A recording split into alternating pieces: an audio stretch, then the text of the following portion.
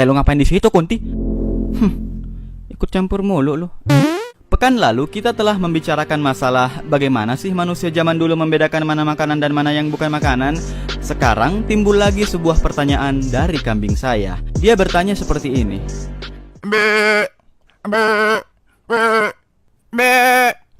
Ya, pertanyaan yang bagus, my boy. Walaupun kita belum bisa membayangkan bagaimana bentuknya manusia di awal kehidupan, tapi setidaknya apa salahnya kita bertanya? Dan apa salahnya mencari tahu? Maka dari itu diam lu. Oke, putar dulu intro.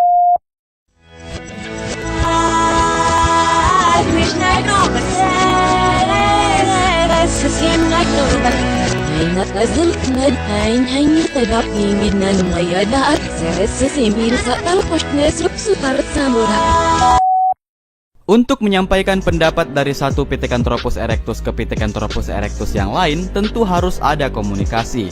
Tapi pada zaman itu, jangankan HP, ngomong pun masih susah. Ngomong pun ini susah. Kenapa malah gua yang susah ngomong? Menurut beberapa ahli sejarah, kemungkinan mereka menggunakan bahasa isyarat untuk berkomunikasi. Seperti ini misalnya. Nah, itu. Kalau mereka senang, mereka akan senyum. Kalau mereka marah, alisnya mengkerut. Kalau marah sekali, kakinya melayang. Bahasa isyarat bisa berarti iya atau tidak. Kalau kepalanya mengangguk, berarti iya. Kalau geleng-geleng kepala, mungkin dia lagi dengerin DJ Yellow. Kemungkinan gerakan isyarat seperti inilah yang terus berkembang menjadi sebuah percakapan lisan.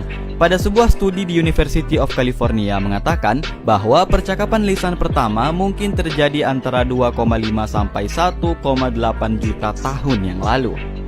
Selain melalui lisan, diperkirakan mereka juga berkomunikasi melalui gambar. Dengan menggambar, mereka bisa menyampaikan aspirasi untuk mengkritik pemerintah. Hal ini dibuktikan dengan banyaknya ditemukan gambar-gambar di dinding gua. Itu berarti sejak saat itu mereka sudah mengenal seni. Dia mulai belajar menggambar. Anda dari TK mana?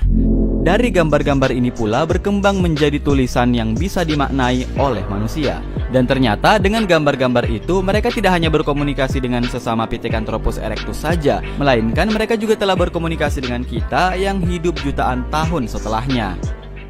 Ada yang mau pisang? Kepala tim peneliti purba-purba, Thomas Morgan, mengatakan dari gerakan isyarat muncullah sebuah suara lisan yang bisa jadi sambil kepalanya ngangguk, sontak mulutnya berkata, ya, tidak ada, baik, tidak baik, dan lain-lain sebagainya. Lah, kok dia udah bisa bahasa Indonesia? Ya, bukan pakai bahasa Indonesia juga sih. Dia mungkin pakai ejaan lain, bisa jadi untuk tidak dan untuk iya. Ya, mana saya tahu, saya kan orang hutan. Nah, di saat manusia ini sudah mengenal pelafalan kata-kata, mereka mulai membuat tutorial cara membuat sendok dari batu, membuat piring dari batu, dan membuat batu dari batu. Saya bersyukur bisa hidup di zaman ini, di mana kita sudah bisa berkomunikasi dengan baik. Tapi walaupun begitu, masih ada aja orang yang salah sangka saat kita berkomunikasi. Lah, bayangkan kalau kita hidup di zaman itu. Pasti banyak yang salah sangka.